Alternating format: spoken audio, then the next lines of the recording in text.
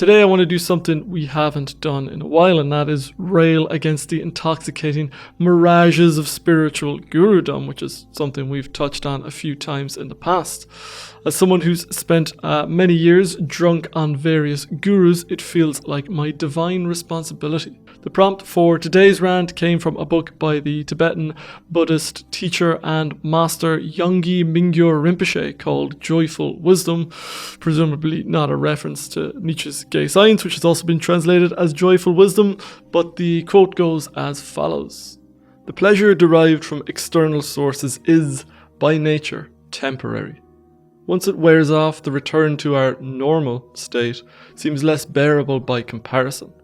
So we seek it again, maybe in another relationship, another job, or another object. Again and again we seek pleasure, comfort, or relief in objects and situations that can't possibly fulfill our high hopes and expectations. The suffering of change, then, could be understood as a type of addiction, a never-ending search for a lasting high that is just out of reach. In fact, according to neuroscientists I've spoken with, the high we feel simply from the anticipation of getting what we want is linked to the production of dopamine, a chemical in the brain that generates, among other things, sensations of pleasure.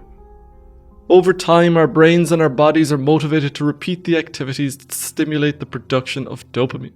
We literally get hooked on anticipation. Tibetan Buddhist texts liken this type of addictive behavior to licking honey off a razor. The initial sensation may be sweet, but the underlying effect is quite damaging.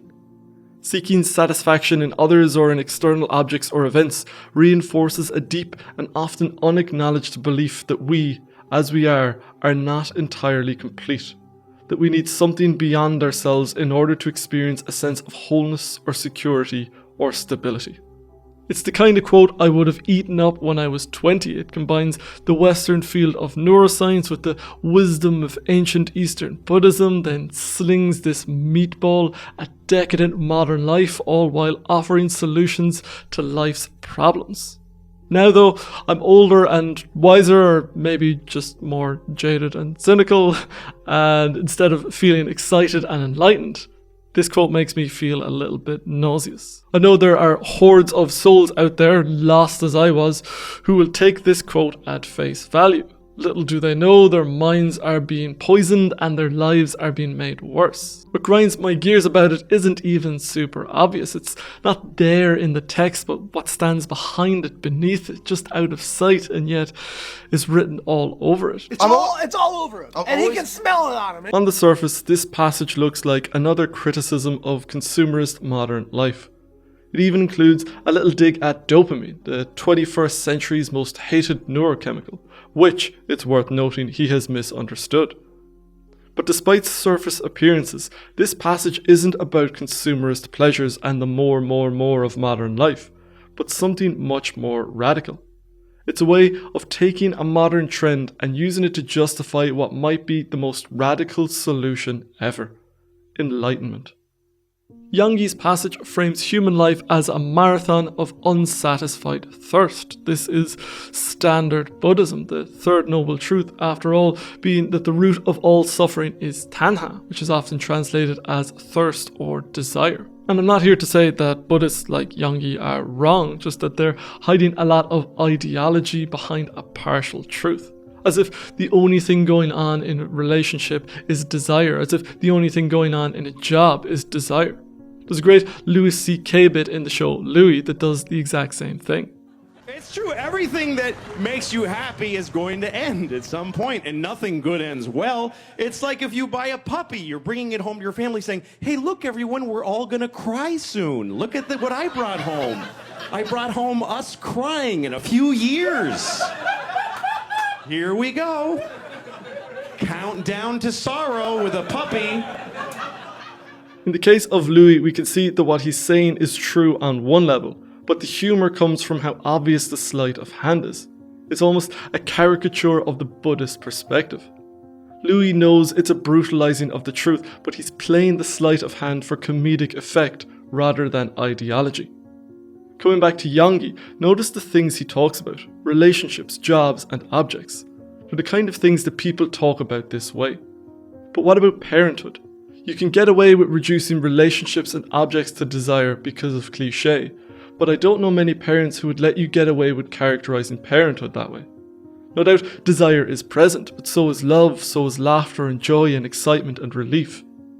The following is a quote from the work of psychology researcher Willoughby Britton, who specialises in adverse effects of meditation. Meditators also reported diminished emotions, both negative and positive. I had 2 young children, another meditator said. I couldn't feel anything about them. I went through all the routines, the bedtime routine, getting them ready and kissing them and all of that stuff, but there was no emotional connection. It was like I was dead. Britton thought this was a bug in meditation, but after interviewing countless Buddhist meditation teachers and presenting her findings to the Dalai Lama, she has learned that it's actually a feature. The entire gamut of life is flattened in the Buddhist example and called licking honey off a razor. But what they don't tell you is that their alternative, the Buddhist path of non-attachment, is a horror show. Here's the anti-spiritual guru Jed McKenna in the humorous spiritual disclaimer at the opening of his cult classic, Spiritual Enlightenment, The Damnedest Thing. The emotional upheaval attendant upon the discovery that who you thought you were is simply a fictional character in a staged drama may temporarily result in forlornness, anger, hostility, resentment, hopelessness, despondency, despair, depression, or a liberating awareness of life's meaninglessness. Or, in a less ironic form expressed later in the book, this is the scariest part of all. What about the good? Friends, love, dance, my heart. Isn't all that real? Aren't these memories real? Isn't my heart real? What of that? What? This isn't where the battle is fought. This is where the battlefield is first fully apprehended. The person who arrives at this point is not the person who goes beyond. In this process, resistance is conquered and non-resistance takes its place. Acceptance, recognition, surrender. Now, it could invoke Nietzsche and have some sophisticated tete-a-tete between great philosophies to argue against this ascetic nihilism, like it did in the Dionysus versus the Buddha episode, but it's not necessary. One need only look at the much humbler and less esteemed philosopher Butters of South Park fame for the counter-argument to this ancient wisdom. What's the matter with you? Well, my girlfriend broke up with me. That's cool. I guess you can join up with us if you want. No thanks. I love life. Huh? But you just got dumped. Well, yeah, and I'm sad. But at the same time, I'm really happy that something can make me feel that sad. It's like, it makes me feel alive, It makes me feel human. The only way I can feel this sad now is if I felt something really good before. So I have to take the bad with the good. So I guess what I'm feeling is like a beautiful sadness. I guess that sounds stupid. The point being that even with the sadness of the dead puppy, even with the heartbreak, that doesn't invalidate the value of the experience. Now, this is probably because Butter's perspective on life wasn't warped through the lens of a reductionist philosophy which flattens all life to desire and suffering. Have we all forgotten Tennyson's great line that 'tis better to have loved and lost than never to have loved at all? This knowledge has been cliché since at least 19th century Romanticism, and yet has somehow been completely forgotten by the spiritual subculture. So why are people sucked in by all this? Who, aside from me, is falling for the pitch? Let's go back and think about it a little deeper. So the first rhetorical strategy we find is the reduction of the pleasure derived from external sources as temporary. What does this mean? It means pleasure doesn't last forever. Okay, is that a major problem? There is something implied here and you might not pick it up. If external pleasures are temporary and undesirable, then the implication is that internal pleasures are permanent. It's an argument that Socrates makes in Plato's Gorgias, where he argues that the fool's appetites are like leaking jars that are filled with a sieve. We are never satisfied because we have to keep running back and forth, filling ourselves up. The wise man's appetites, on the other hand, are sealed jars, sorted now and forever. That's the carrot on the stick that leads people on the path to the big rock candy mountain called Enlightenment.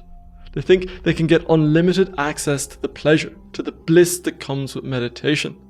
Of course, once on the path, we bullshit ourselves that such a bliss is a distraction from the path and what we really want is enlightenment. But then the second we start feeling that banga of positive sensation, we're off on a trip.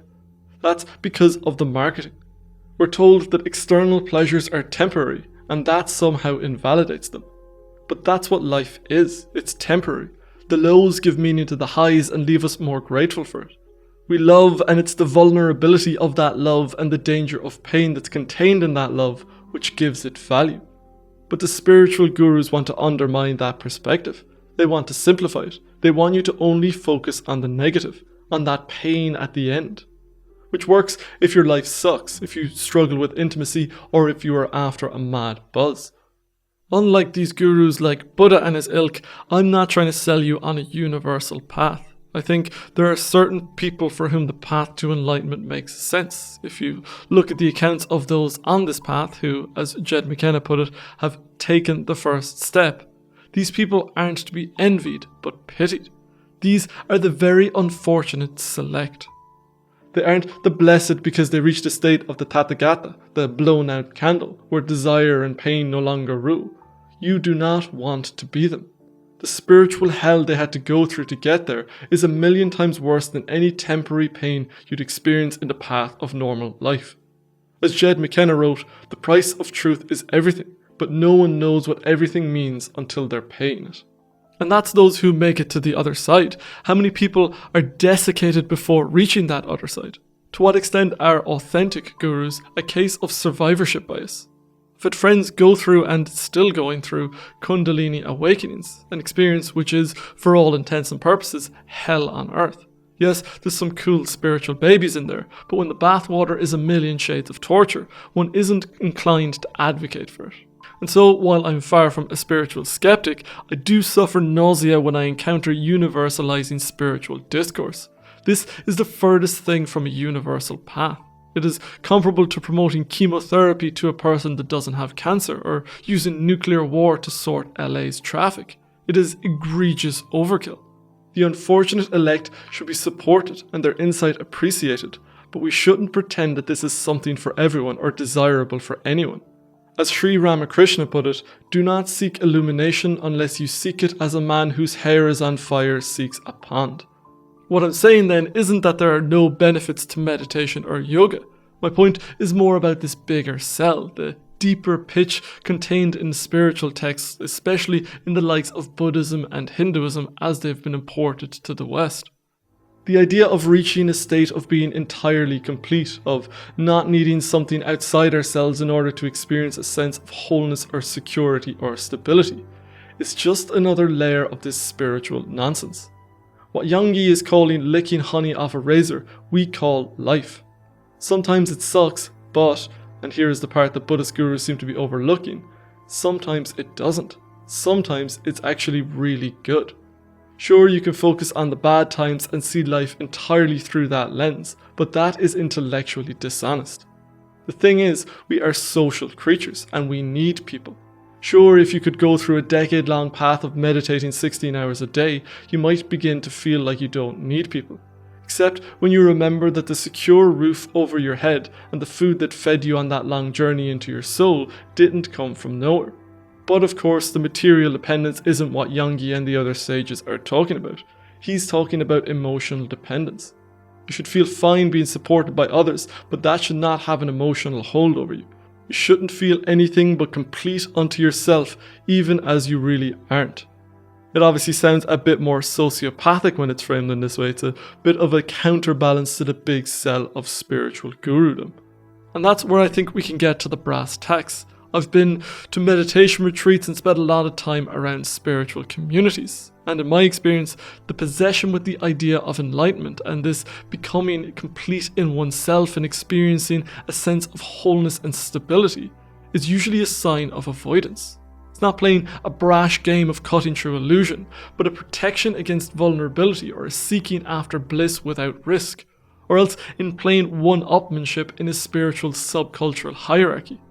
Whichever way you cut it, it's kind of cringy and it's far from admirable. Stephen Gallagher, who is a psychology professor at our university here in Limerick, wrote an article back in 2015 on the association between spirituality and depression in parents caring for children with developmental disabilities. And what he found was a correlation between the most depressed, struggling parents and the most spiritual ones. The parents who fared better had robust social support, a community that provided emotional and material support. The point here isn't that spirituality was the cause of these people's woes or isolation, but that it was a life raft they clung to in the darkness. The spiritual literature tells us we can rely on ourselves, and rather than licking honey off a razor, we can find true contentment within. Such struggle shows us the opposite, that reaching out for help and being lucky enough to receive it is what we really need. The danger of spirituality, in my opinion, is that it whispers in our ear that we don't need anyone, that we can be happy by ourselves. For those of us who've struggled with anxiety and depression, it holds a promise of a happier life that doesn't require us going out into the world and connecting with people. It promises a way to happiness that doesn't lie through vulnerability and relying on other people, but which we can find in ourselves. We are the people most vulnerable to this sales pitch, and the people most damaged by it. And again, I'm not universally prescribing against the spiritual path. There's some people for whom it is absolutely essential, and we are blessed for them because they can blossom into wonderful, wonderful people. But they are the exception, and their experience is more of a curse than it is a blessing until the later stages of that path. Some people are selected for this path, and it is wonderful that we have these traditions to support them through it. But if you are one of them, then trust me, you won't be able to avoid the path. As Jed McKenna wrote of Arjuna in the Bhagavad Gita, Arjuna didn't get out of bed that morning hoping to see Krishna's universal form. He was having a bad day at the office when the universe flashed him. So if you are tempted by this path and you recognize that it may just be an escape from your own vulnerability, then please change your philosophy. Please find loved ones to lick honey off a razor's edge with. Go out and love and be hurt. Be more like Butters and less like Buddha. And next time you read some of these spiritual texts and feel a yearning in you to run away from it all, maybe meet up with a friend first, maybe go to the pub, maybe call your mom. Because loneliness is a real problem in the 21st century. And the answer isn't to lock ourselves in a spiritual ivory tower. The answer is connection with people who love you. Or as Brené Brown put it, to dance with those that brung you. That's everything for this episode of The Living Philosophy. I'd like to thank David Pilabosian, Sasha Cantlin, and all the other patrons for their support of the channel. If you'd like to get access to bonus content like book clubs, long-form interviews with creators and experts, monthly Q&As, or if you just want to get your name in the credits like these fine people, then you can head over to Patreon. As ever, if you have any thoughts, insights, or feedback, I'd love to hear from you down in the comments. Otherwise, I shall see you next time. Thank you for watching.